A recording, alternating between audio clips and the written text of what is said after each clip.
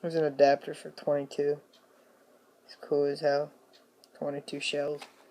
Let's test them out with blanks. But you know what? If it works, you need to be happy.